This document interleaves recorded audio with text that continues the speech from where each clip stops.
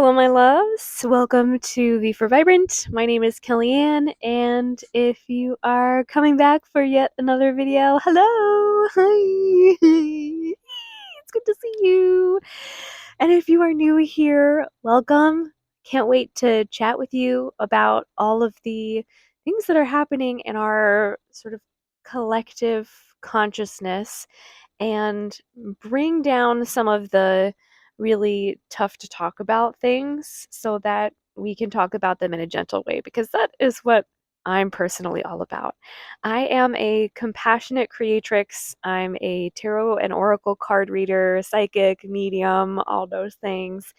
Writer, artist. I'm doing all the things for love, for the purpose of connecting with the heart of the earth and bringing that love to other people through compassion, through the lens of witnessing our suffering and feeling that desire, that benevolent desire to do something about it. So, I want to do something about the way that we approach our belief systems, because what it causes us to do when we believe something bad about the world, something bad about our family, something bad about our friends, something bad about ourselves, is it causes some of us to exhibit patterns of avoidance. Now, avoidance, excuse me. Ah, my body's trying to avoid making this video because it's hard to talk about, because then I have to also take my own advice. So I might burp a few more times, and I'm so sorry if I do so, but please forgive me. um, I want to talk about how some of our beliefs that we have cause us to avoid people or certain concepts. Like if we think that we're too dumb to understand math, for instance. That's like a really accessible one, okay? Too dumb to understand math. Don't get it. It's not for me. That's a belief that some of us have. Then we're going to avoid it, right? Some of the beliefs that we have that are negative beliefs cause us to avoid reality, cause us to avoid the relationships that mean a lot to us, cause us to avoid conflict, not only outside of ourselves and with other people, but within ourselves. There are some conflicting beliefs that we have and some conflicting realities that we hold within ourselves because of those beliefs, that when we are in patterns of avoidance, we don't tend to them. We don't pay attention to them. And so they're the parts of our like mental garden, our mind garden, that flourishes, even though it's just like a bunch of prickly shit that we don't even want to get into. But at the heart of it is this really beautiful flower or this really wonderful, delicious fruit that if we were able to cut away the negative parts of some of our beliefs, we wouldn't avoid it. We would actually seek that belief out and anchor it and ground it into the reality that we actually want to be living in. Because the truth of the matter is, a lot of us tend to also fantasize and and create patterns of escapism, whether that is through substance abuse or overworking or hanging out with people to the point of exhaustion and maybe never being alone or by yourself. We create these patterns of avoidance that help us to disillusion ourselves of what reality really looks like, and helps us to not have to look so closely at those beliefs that kind of hurt. So, through the lens of compassion, if we look at how these beliefs came to us, some of the inner work, some of the healing work and spiritual work in therapy that we might do, or with a coach, or with a tarot card reader, or with somebody who can help you see out from outside of yourself, like step back a little bit and observe what's been going on so that it doesn't hurt quite so much when you approach those nasty beliefs. You might find that those beliefs came from the media, the world around you, your parents, your guardians, your teachers, other children that you grew up with, and boyfriends or girlfriends who were trying to manipulate you and from their own insecurities. You're gonna find a lot of ugly shit in there when you start digging and when you release and let go of the escapist patterns and the escapist practices that you have that keep you procrastinating, paying real attention to yourself. And so I want to kind of frame for us this understanding of why it's important for us to look at those beliefs and reshape them, but also why the escapism and the fantasy can actually point us toward fun and positive and uplifting ways for us to support the journey out of those nasty beliefs and toward beliefs that actually feel good for us. So, for me, some of the beliefs that I've found from the media and from other people and from my upbringing were that, for example, let's not start with the big one first. Let's start with a little one. Okay. Um, was that people who have herpes are dirty, nasty sluts. Like that was one of the negative beliefs that I had. And when I got herpes and I was diagnosed with herpes, that belief was not only like a a wound that already existed, but then began to cause really intense suffering for a few years of my life. And I'm out of that now. And if you want to look into other HSV plus people, hi. If you want to check out any of my other videos on that, I have a playlist so you can go check that out. But um, there was also this belief that um, that eating animals is like a normal, humane thing to do, and it is not. They're called slaughterhouses for a reason. I finally watched what free range means when they put that on packaging, like watch documentaries. So there was a belief there that this was normal and that this was okay for me to be doing. And I it was a belief that actually sat very negatively within me because I love animals and I care about the world and I care about what happens to the earth um, when we profit from the suffering of others. Which brings me to a more systemic belief. Here's the big one that I was like, not first, not slavery first, but another belief is that slavery is gone and it doesn't exist in this country anymore, which is not true. But we sit in avoidance of all of these beliefs because the escape that we want to feel is from responsibility for not only changing what we believe based on reality, but also on like shifting our entire reality. Like when I went vegan, my entire reality shifted. I became a totally different person. They call vegans angry for a reason. The angry vegan was a stereotype that I lived in for a while because I was fucking pissed that I had been lied to and that this belief that I had did not shape an honest version of reality.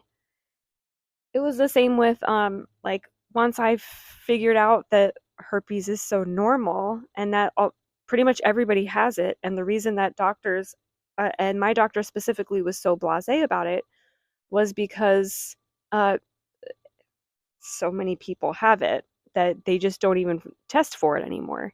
So the reality that I wanted to escape from in that moment was that I'm a dirty, filthy slut, when in reality, the honest version uh, that helped lend me to new beliefs that didn't cause me suffering anymore.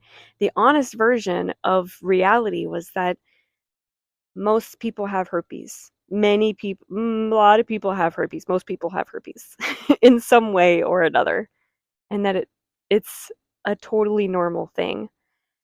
Once I was able to abandon the escapism of um, drinking a half a bottle of white wine by myself every night and um, binging, as well as kind of starving myself for periods of time, getting really sick. I mean, not that I was doing this on purpose, but this was like an escapist pattern that my body would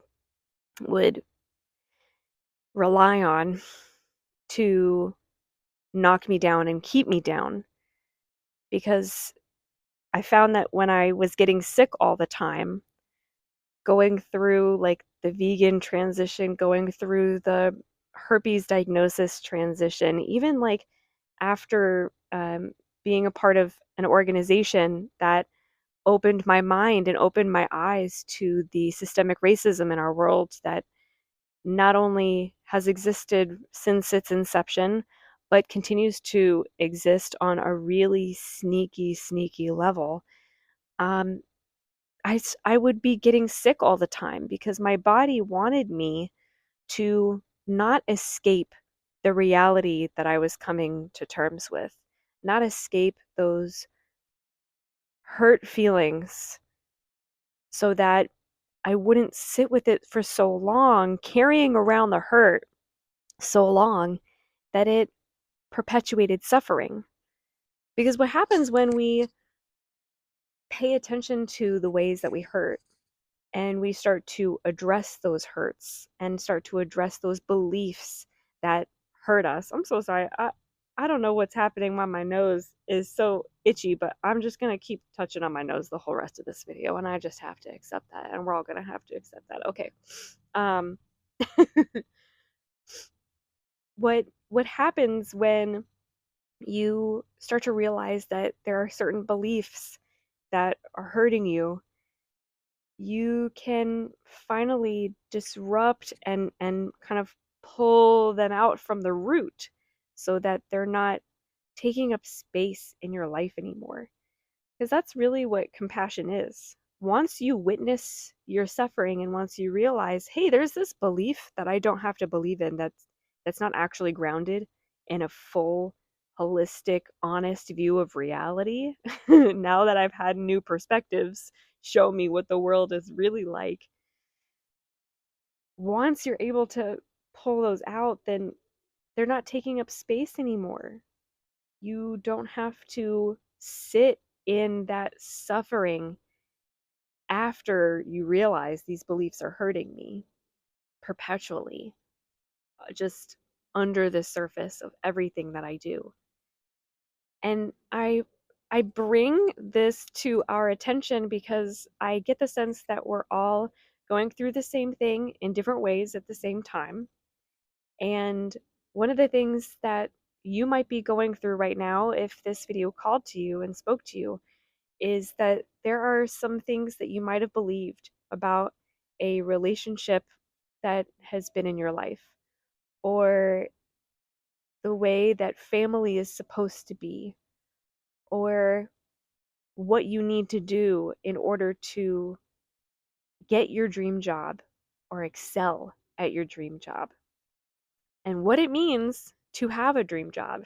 For some of us, we have upended the belief that I need to have a dream job because lo and behold, I don't dream of working.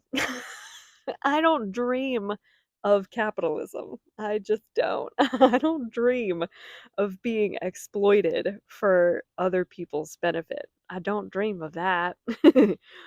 But a belief that you might need to upend is that you need to have a dream job, or that you need to have a path forward, or that you need to have everything figured out by now, or that you need to take care of people who haven't really been taking care of you in the ways that you've always needed. Is it just my nose that is in the light now?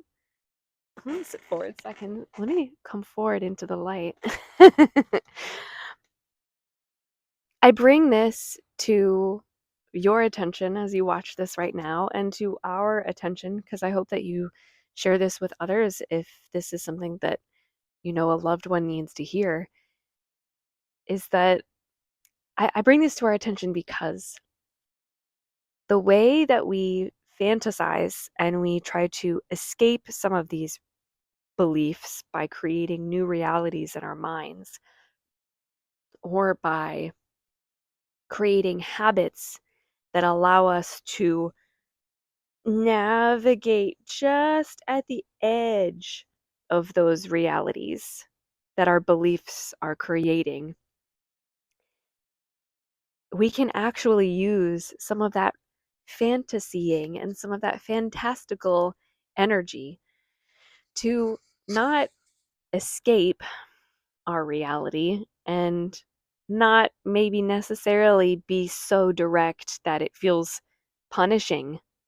Because it does feel punishing, like when you find out that, after all these years of being depressed about having herpes, that it's not that big a deal. Or when you find out that you've been eating animals all this time that have been treated in horrific ways, and you just find out that, like, there's another way to live. It's really devastating. It's really devastating. And I laugh because I'm past it now. But I also laugh because I know that you gotta laugh to keep from crying. These are really difficult circumstances to find yourself in when you recognize that the systems around us have perpetuated so many lies on behalf of a system that benefits from our suffering. So, for us to relieve our own suffering is nothing short of a really difficult, challenging task because the system that's built around us is fighting against us doing that. So, welcome.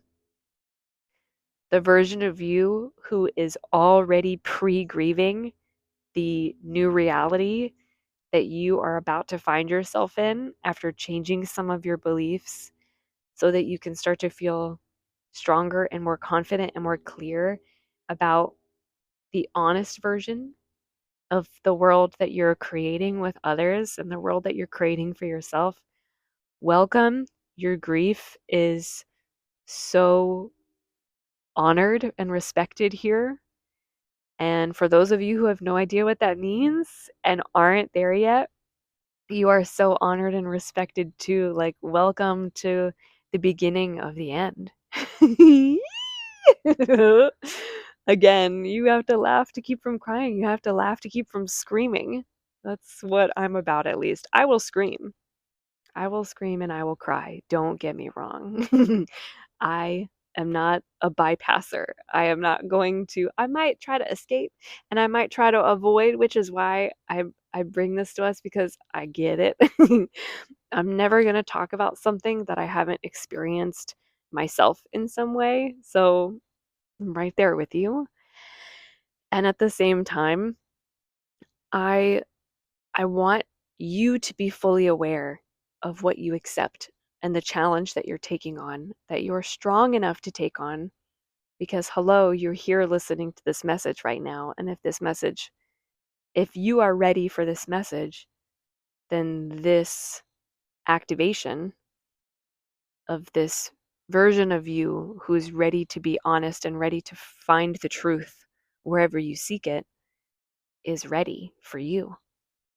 You have a new layer of self that you are ready to become.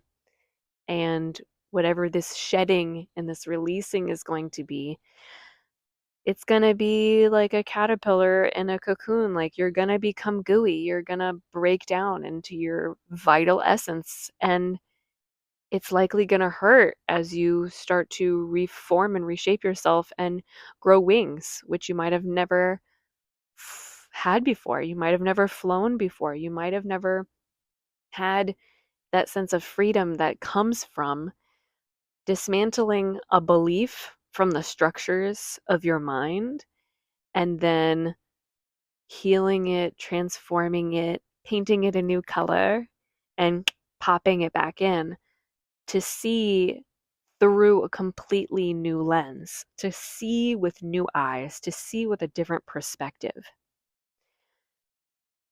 But at the same time, as I warn you of how challenging it's going to be and how painful it's going to be to face the suffering that you've already been going through, if you're ready to have a different kind of pain lead to a new pleasure and a new life and a new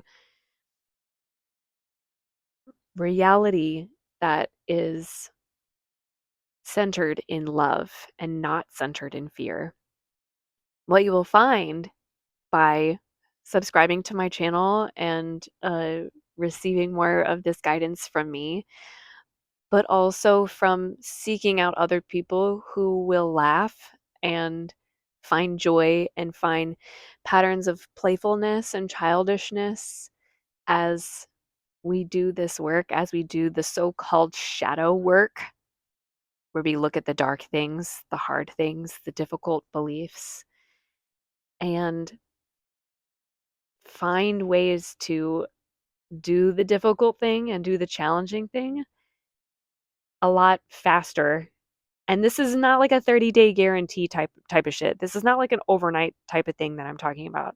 I'm talking about faster as in, instead of begrudgingly moving through everything that you are experiencing right now, laughing through it because laughter is healing.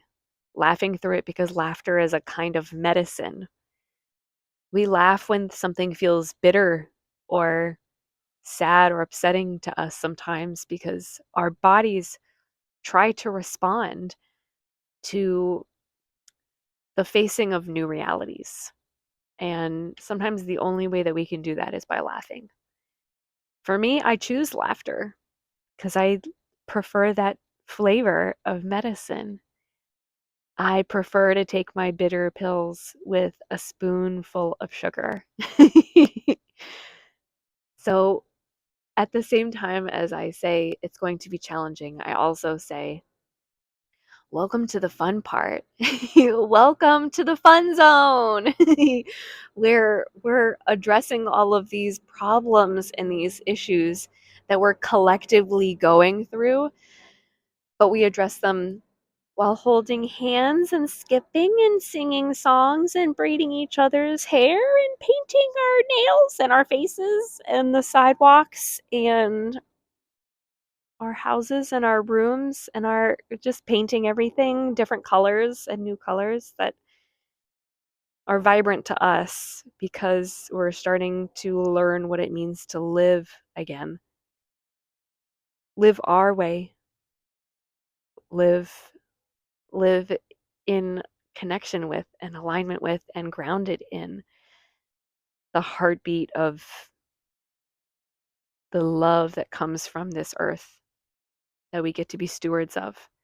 And these bodies, the heartbeat of our bodies that we get to be caretakers of. The challenges that we face don't have to be faced alone. And the new reality that you're creating from the beliefs that you're about to start shifting, you don't have to create that reality alone. And don't have to be the only one creating it. That's why we have community. That's why we have this vibrant space so that we can talk about, I don't even know what new belief should be replacing this other one that feels bad. Can anybody can anybody tell me what beliefs they had that have made them giggle and laugh so that I can just have a little fun while the child in me goes, "No. No, it can't be. It can't be so. It can't be that I've been lied to all this time and that all the grown-ups around me agreed to lie to me like this and agreed to all of these lies. How have all of the grown-ups been agreeing to all of these lies all of this time?" And for our inner children to be saying that to each other is really healing, is really comforting, is really supportive.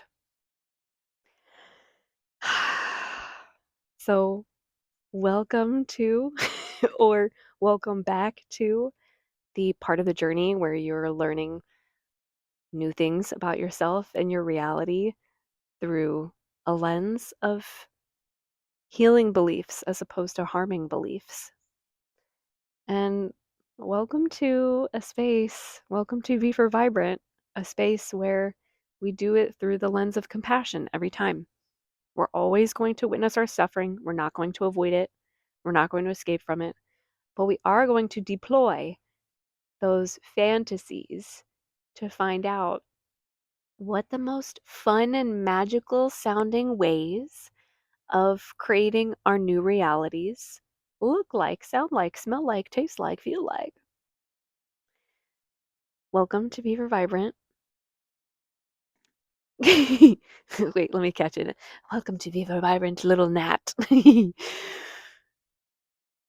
And I hope that you give yourself the credit that you are due for approaching yourself with kindness and always approaching your suffering with that benevolent, kind, compassionate, empathetic desire to relieve that suffering, not to make it go away for escapism's sake, but to actually face it and not suffer anymore because of it. À cause de. Now I have À cause de garçon in my head, this freaking song. That's what happens when you learn multiple languages and then you find that you have favorite phrases in those languages, or you listen to music in those languages, and then you cannot help but now I can't help but start singing Nancy Ajaram's Ahasmuk Ah. I can't help it. It's one of my favorite songs. Ugh. Welcome to this new reality that you're creating. Hey, just by watching this video, you're doing it. You're doing it, Peter. I love you so much. I hope that you subscribe if you would like more of these messages and you want to connect more. There are a lot of resources in the caption below for you to connect with via Substack or the resources I have on Patreon, as well as if you want a tarot or oracle psychic medium reading from me, you can book that with me as well. And yeah, if that feels kind of weird for you and you want to, like, I don't know, chat first, then like come get to know me in the comments and let's connect. I love you so much. I always say that part so early because I'm like trying to move on from the promotional part, but I have to tell y'all about how I can help you because that's what I want to do, because that's what I'm here to do, because I want to help, because I want to be here for you and I love you so much. You're deserving of all the love you desire. See, I got back on track. And I hope you have a beautiful, wonderful rest of your day.